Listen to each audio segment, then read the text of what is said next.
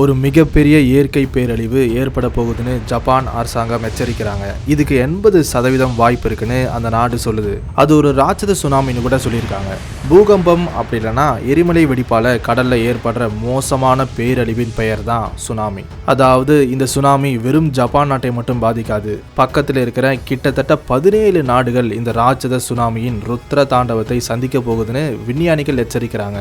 ஆனா சுனாமியின் மைய இடமான ஜப்பான் மட்டும் நாம கனவுல கூட கற்பனை செய்ய முடியாத அளவுக்கு ஒரு மோசமான பேரழிவை சந்திக்க போகுது.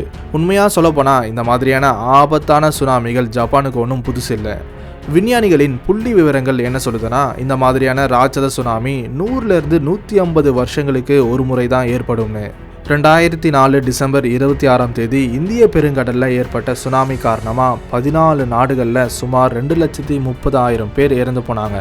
2011 மார்ச் 21 ஜப்பான் கடற்கரையில் ஏற்பட்ட சுனாமி சுமார் 18,000 உயிர்களை எடுத்துட்டு போச்சு. இந்த மாதிரியான இயற்கை பேரழிவுக்கு பூமியின் டெக்டானிக் பிளேட்ஸின் அசைவு தான் காரணம் அப்படின்னு விஞ்ஞானிகள் சொல்றாங்க.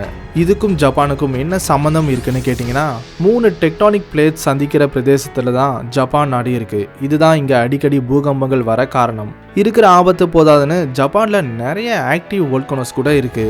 உலகத்துல ஏற்பட்ட 10ல் 8 பூகம்பங்கள் பசிபிக் பெருங்கடலின் ரிங் ஆஃப் ஃபயர் அப்படிங்கிற இடத்துல தான் நடக்கும்.